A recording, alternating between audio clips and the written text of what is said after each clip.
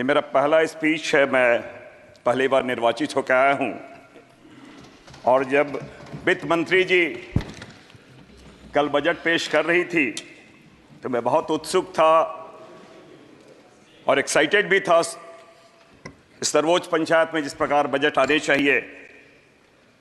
लेकिन कल दो तीन बातें बड़े अजीब से मुझे लगी कि जनरली मैं जानता था कि बजट का संबंध वित्त से होता है, लेकिन कल मैंने देखा बजट का संबंध कुर्सी से है।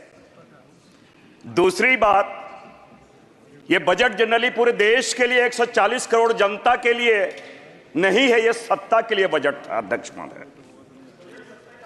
अध्यक्ष महोदय, होना चाहिए था जनता के लिए, लेकिन कल जो प्रस्तुत किया वो सत्ता के लिए है और इसलिए मैंने कहा इसका संबंध वित्त से नहीं है, कुर्सी से है। सभापति महोदय, सामान्यतः हम लोग सारे लोगों को अच्छी चीजें पसंद आती है और यही एक कारण है कि मोदी जी की सरकार ने कांग्रेस पार्टी की 5 गारंटी योजना की उन्होंने कॉपी की है। न्याय पत्र गारंटी, पहली नौकरी पक्की। लेकिन सभापति महोदय, यह यथार्थ से कोसों दूर है।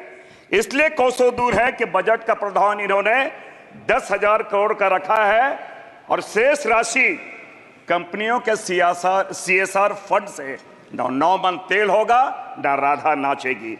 और तो और 1 करोड़ इंटर्नशिप की अगर इन्होंने बात की है तो हर कंपनी को 20,000 इंटर्नशिप ये हमें सृजित करने बनाने पड़ेंगे, ये देने पड़ेंगे। अध्यक्ष महोदय, अच्छी चीजें ग्रहण की जाती है, अच्छी चीजें चुराई नहीं जाती है और भारतीय जनता पार्टी ने चुराई है, इसलिए इसमें खामियां या त्रुटि होना स्वाभाविक है। सभापति महोदय, भारत एक कृषि प्रधान देश है, लेकिन कल पता चला भारतीय जनता पार्टी ने इसे कुर्सी प्रधान देश बना दिया है। मैं इसलिए इस बात को कह रहा हूं कि जहां 2019 और 20 में कुल बजट जो कृषि का हिस्सा था 5.44% था और अभी 3.15%, यह डाउन किया जा रहा है। सभापति महोदय, साथ ही साथ 22 और 23 में जो कृषि का विकास दर वो 4.7 था और 23 और 24 में 1.4। सभापति महोदय, और इसलिए लगातार हमारे सदस्यों ने भी कहा जो MSP की बातें हैं, कानूनी दर्जा उसके बारे मौन, ऋण माफी उसके बारे मौन, जिस प्रकार मणिपुर के बारे में मोदी जी मौनी बाबा बन जाते हैं, इस मसले पे भी ये सरकार मौन धारण किए हुए है।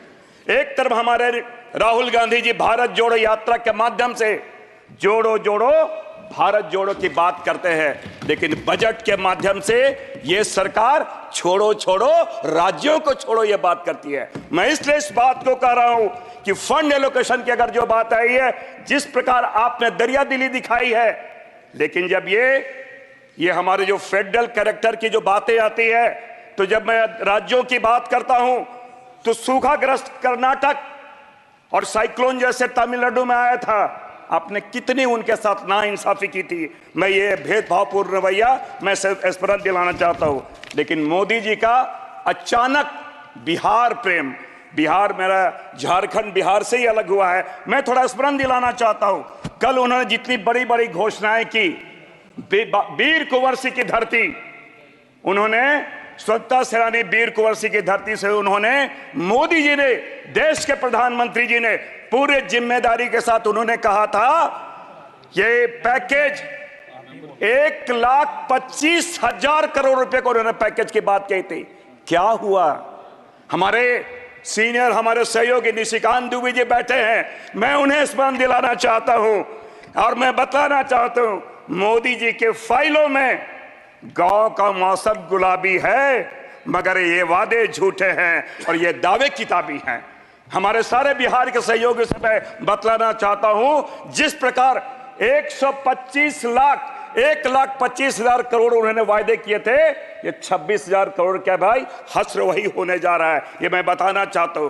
मैं इसलिए इस बात को कह रहा हूं हमारे MP के मित्रों से, जिन्होंने 29 में 29 सीटें दी हैं और साथ ही साथ दिल्ली के 7 सीटें दी है, वो भी चले गए हैं। तो ये तो रवैया इनके साथ है। दूसरी बात, ये इन्होंने जो जैसा अभी हमारे सपा के हमारे सहयोगी ने कह रहे थे कि गरीब विरोधी है। हंगर इंडेक्स में, देश में ग्लोबल हंगर इंडेक्स में भारत का रैंक 111 है और इन्होंने खाद्य सब्सिडी घटा दी है। और जहां तक ये बात करें परीक्षा न शिक्षा, शिक्षा का बजट 7% इन्होंने स्लाइस डाउन कर दिया है। सभापति महोदय, निश्चित रूप से संसदीय लोकतंत्र में थोड़ा मैं आसन का संरक्षण चाहूंगा 1-2 मिनट विशेषकर। संसदीय लोकतंत्र में विधायी 2 महत्वपूर्ण कार्य होते हैं, एक तो विधि का निर्माण, दूसरा लोकधन पर विधायिका का नियंत्रण। विधि का निर्माण अगर हो जाता है तो इस पे कभी कभी न्यायालय उस पर हस्तक्षेप भी करती है, लेकिन लोकधन पर संसद का सबसे महत्वपूर्ण दायित्व है कि सरकार द्वारा किए गए खर्च एवं प्रस्तावित योजनाओं के क्रियान्वयन पर सतत नियंत्रण रखे।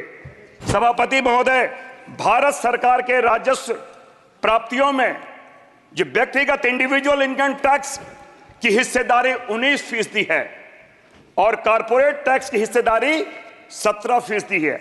और यह तब है सभापति महोदय जब कॉर्पोरेट टैक्स में भारी राहत दी गई थी 2019 में, लेकिन और इस पे सरकारी खजाने में 1,45,000 करोड़ का राजस्व नुकसान प्रति वर्ष हो रहा है। ये इसलिए दिया गया था, ये रियायत इसलिए दी गई थी कि रोजगार का सृजन हो, लेकिन ऐसा नहीं हुआ। रियायत के बावजूद ना तो निजी निवेश बढ़ा और न रोजगार का सृजन हुआ। सभापति महोदय, कॉर्पोरेट टैक्स में जो कटौती के बजाय कंजम्पशन बूस्ट पर अगर एक चौथाई भी राशि को अगर सालाना लगा देते तो और घरेलू खपत हमारे उसमें कमी नहीं आती, खर्च में कमी नहीं आती और निश्चित रूप से इसमें हमारा अर्थव्यवस्था सुदृढ़ होता। आज जो घरेलू खपत खर्च में जो गिरावट आई है सभापति महोदय, ये इनकम स्टेट्स को कहीं न कहीं परिलक्षित करती है। अध्यक्ष महोदय, हम जानते हैं कि इकोनॉमी में कैपिटल एक्सपेंडिचर के परिणाम ज्यादा रिटर्न देने वाले होते हैं और अभी बजट में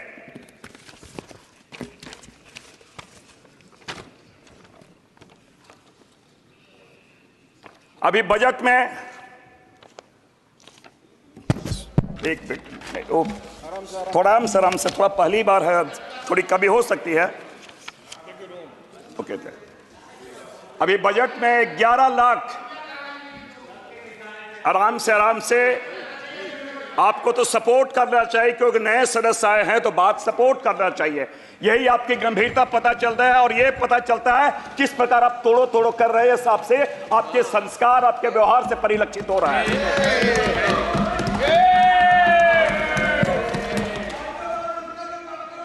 अरे गौतम भाई, क्यों भाई?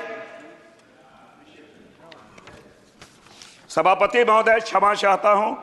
11,11,000 करोड़ का आउटले है और पिछले वित्तीय वर्ष में 10 लाख करोड़ का था, जिसे घटाकर 9.5 लाख करोड़ कर दिया गया था। मुझे नहीं मालूम कि बजट की राशि क्यों घटाई गई, या तो फंड की कमी हो गई या क्रियान्वयन में शिथिलता बढ़ती गई। दोनों ही परिस्थिति सभापति महोदय ये चिंताजनक है। बजट का सबसे बड़ा खर्च सभापति महोदय इंटरेस्ट के पेमेंट पे होता है, जो कुल एक्सपेंडिचर का 25% होता है। इसलिए उधार लेने के पहले हमें 10 बार सोचना चाहिए। अध्यक्ष महोदय, काफी हमारे सहयोगी सत्ता पक्ष लोगों ने बड़ी बड़ी बातें की है कि हम ये करेंगे वो करेंगे, लेकिन सभापति महोदय पिछली बार जो 1 फरवरी का जो ये था अंतरिम बजट, वो 47.65 लाख करोड़ का था और इस बार कितना है? 48.21। मूल बजट अभी सभापति महोदय केवल 56,000 करोड़ रुपया ज्यादा। अध्यक्ष महोदय, ये तो ऐसा ही हुआ अध्यक्ष महोदय कि मुंगेरी लाल की हसीन सपने की तरह बातें हो रही है।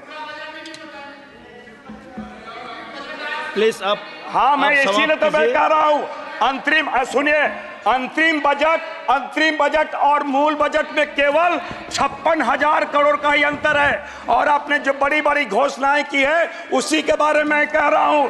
ये बजट मुंगेरी लाल की हसीन सपने की तरह है, 15 लाख की तरह जुमला देने की तरह है। इसलिए सभापति महोदय, मैंने कहा ये बजट का संबंध वित्त से नहीं है, इस बजट का संबंध कुर्सी से है। और ये बजट देश के 140 लाख करोड़ जनता के लिए नहीं है, ये सत्ता के लिए है, सत्ता के लिए है। ये बजट कुर्सी के लिए है।